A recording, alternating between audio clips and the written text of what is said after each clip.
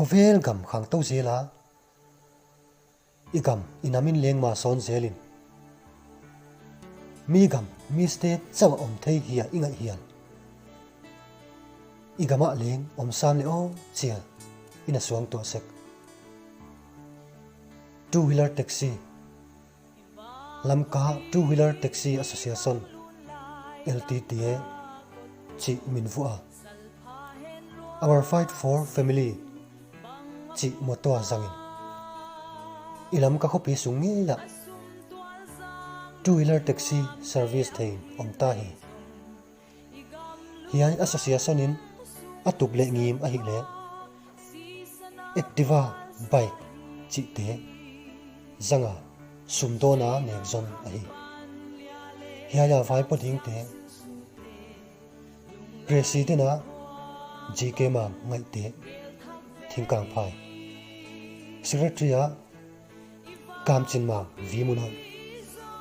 assistant secretary a tual khan thang zenhang lamka finance secretary a M Suan la lanwa treasurer la mang za thang thingkang phai te hiwa amawa hi le taina tuam bi line tuam bi nei loina lam ka khopi sung le puwa all street a service thei dingwa huchi banga Activa hiam bike hiam taxi chi kiga namua ai le law mai lowin taxi chin na kham khol dinga kilometer khata rupees somni zel pia in naut na lam lama naut na street tinga na kai koi thei dinga asaw lua tom lua om loina na ut le na in tan phau leng na ki khasak thei hi wana LTTA thei pi na hilowa ma ni ut uta sticker anataka ana service moglo ding mi pite ikithei saka uchia kin leng service nom sam kahi chi yom le yai number hong kipia 7628 004496 le 9862 164 021 yai tea aki register thei ding hi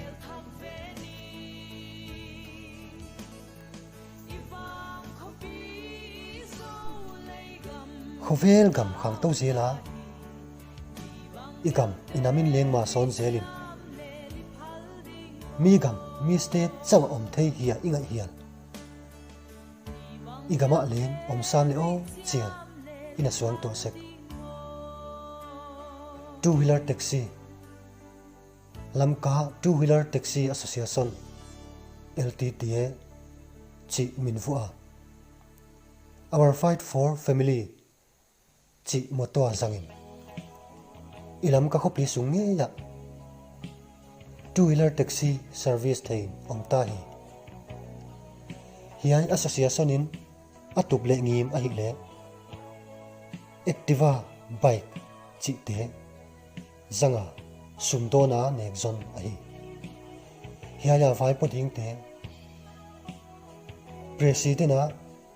GK ma ngai te thingkang phai secretary a kamchin ma vimunoi assistant secretary a tual khan thang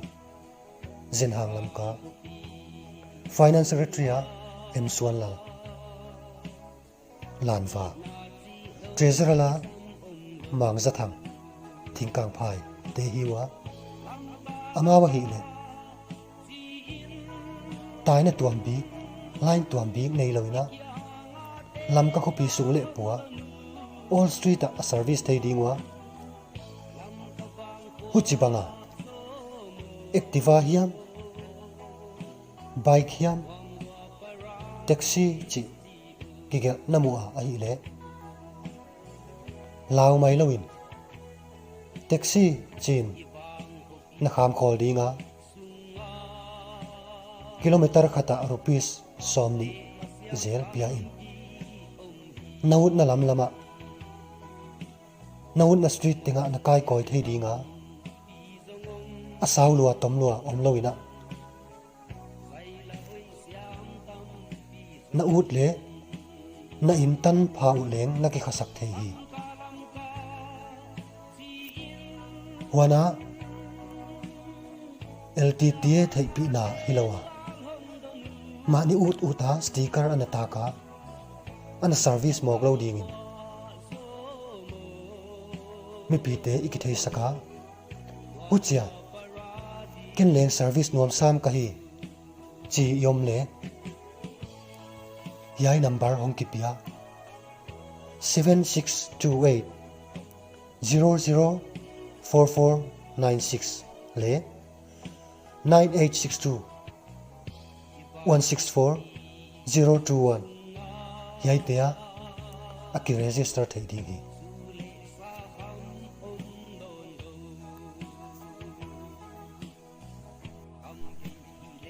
khovel gam khang tong zela igam inamin leng ma son zelin mi gam mi state chaw om thei hiya inga hiya igama leng om sam le o chia ina suang to sek two wheeler taxi lamka two wheeler taxi association LTTA chi minfua our fight for family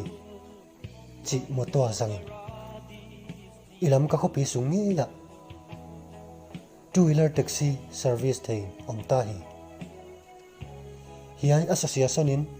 atup le ngim a hi le Activa bike chi te zanga sumdo na nekzon a hi hiaya vai poding te president a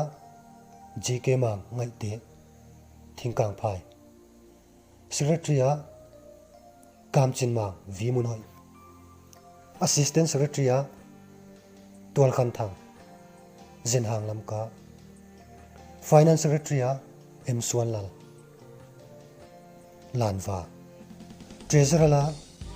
mang zathang thingkang phai te hiwa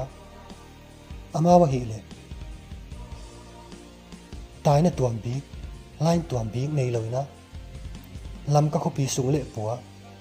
all street a service thei dingwa huchi banga Activa hiam bike hiam taxi chi gigel namua a hi le law mai lowin taxi chin na kham khol dinga kilometer khata rupees somni zel pia in